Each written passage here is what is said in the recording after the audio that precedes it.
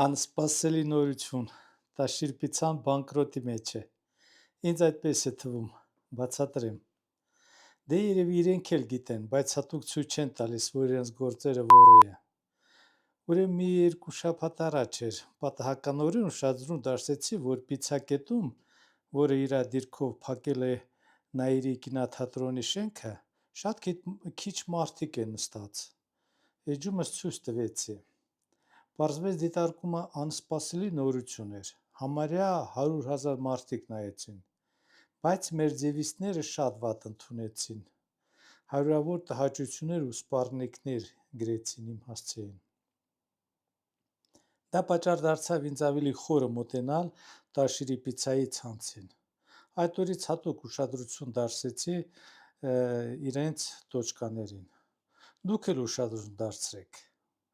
որ չասեք, թե ես ինչ-որ սուտ բաներ եմ խոսում: Տաշիրի պիցցանոցներում հաճախորդները շատ քիչ են, հազվադեպ են, 1, 2, 3 հոգի, երբ նստելու տեղ, ասենք մի 20, 30, 50 տեղը, 100 տեղանոցներում մի 5 հոգի կարող է նստած լինել: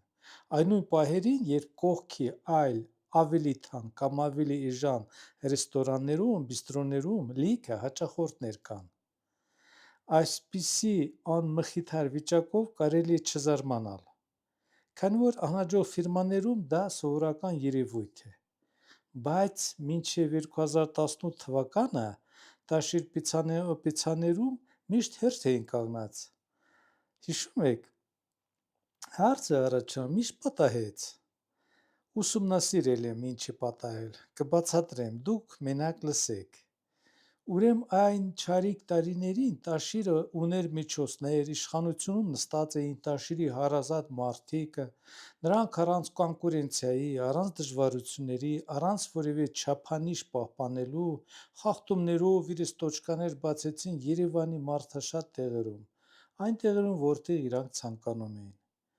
Դե իհարկե այն սովի, խավարի տարիներին հանրային սննդի մատակարարման կետեր Երևանում, Հայաստանում չկային, հատիկ կաֆեներ էին, այնպես որ քաղաքացիները մեծ հաճույքով սկսեցին հաճախել պիցցանոցներ: Երբ ուրիշ երկրներ, որտեղ տասնյակ տարիներ արդեն գոյություն ունեին հազար ձևերի ռեստորաններ, սրճարաններ, բիստրոներ, ման գալուց հետո գալիս էիր Երևան ու լսում ինչպես են մեր հայրենակիցները, բարեկամները անկեղծորեն հպարտանում, որ Երևանում բացվել են պիցցայանոցներ, ազնիվ խոսք մարդու լաց էր գալիս քոչի ու խրժի մեղքով Հայաստանում մեր ժողովրդին խավարի ու չտիրության մեջ պահելու համար: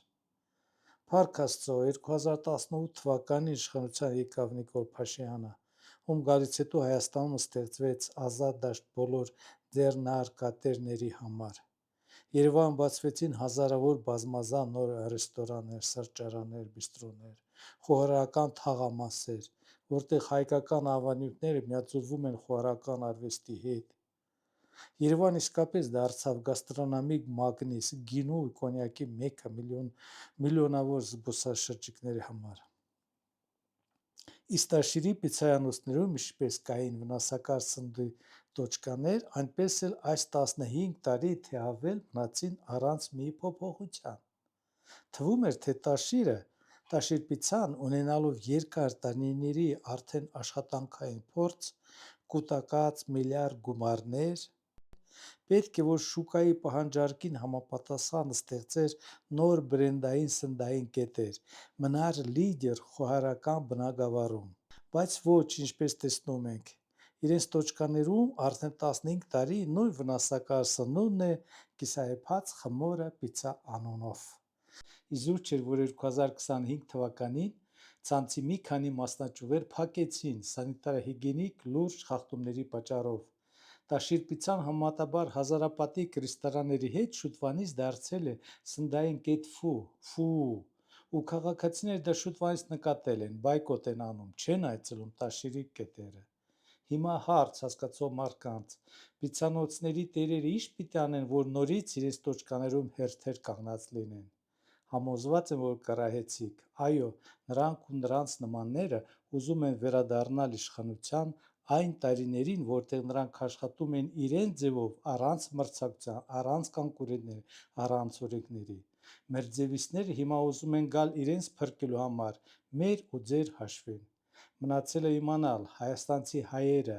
դուք թույլ կտաք նրանց վերադառնալ, թե ոչ։ Հուսիկ Մարկոսյան, շնորհակալություն, որ լսեցիք։